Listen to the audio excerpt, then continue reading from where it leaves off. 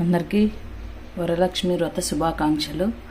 ఈరోజు మా ఇంట్లో పూజా విధానం అయితే పొద్దున్నే లేచి స్నానం చేసి దేవుని అంతా శుభ్రం చేసుకొని దేవుని పటాలంతా కుంకుమ బొట్లు పువ్వులు అన్నీ పెట్టేసుకొని కలశం పెట్టేసుకొని కలశంకి చిన్న తమలపాకులు ఇచ్చినారు, కనిపించడం లేదు.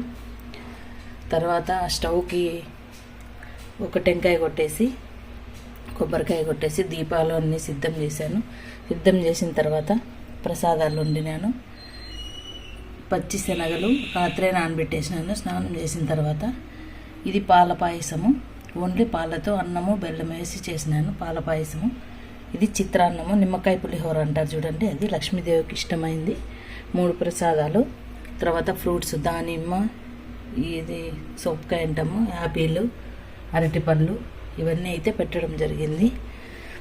వీటితో పాటు పొద్దున్నే రెడీ చేస్తూనే గుగ్గిలం, పొద్దున్నుంచి గుగ్గిలము, సాంబారు, సాంబ్రాణి, తర్వాత పచ్చ కర్పూరము, గుగ్గిలం పొడి ఇవంతా వేసి కొంచెం గుగ్గిలం వేసాను, ఇంట్లో మంచి స్మెల్ రావాలని.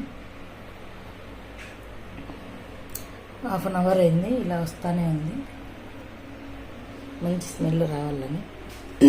ఇప్పుడైతే దీపాలు పెడతాను. దీపాలు పెట్టి కొబ్బరికాయ కొడతాను. ఇంతే ఈ పూజ. అమ్మవారికి దీపారాధన అయితే చేసేసాను. తర్వాత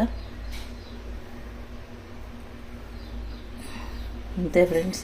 మామూలుగా అయితే బాగా డెకరేషన్ చేసి చేస్తా అంటేనే ఈసారి ఎందుకో అంత ఇంట్రెస్ట్గా లేదు, ఊరికే పూజ చేద్దామనుకున్నాను. పూజ మాత్రమేనా, ఎలాగూ వ్రతం చేయం కాబట్టి ఓన్లీ పూజ, ఎప్పుడు పూజే. అదైతే బొమ్మని కూర్చోబెట్టుకొని బాగా డెకరేషన్ చేసి చేసేదాన్ని.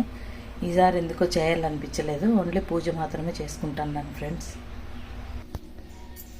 అయిపోయింది ఫ్రెండ్స్. ఇంకా తులసి పూజ చేయాలా.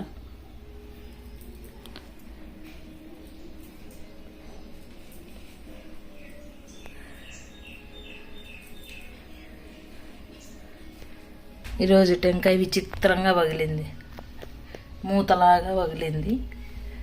ఎందుకో ఏం మంచిగా అనుకుంటాము. అంతే ఫ్రెండ్స్, ఈరోజు మా పూజా విధానం సింపుల్గా చేసేసుకున్నాను, హెవీగా లేకోకుండా ఫ్రెండ్స్. అందరికీ మరోసారి వరలక్ష్మి వ్రత శుభాకాంక్షలు, అక్క చెల్లెమ్మలందరికీ. Bye friends.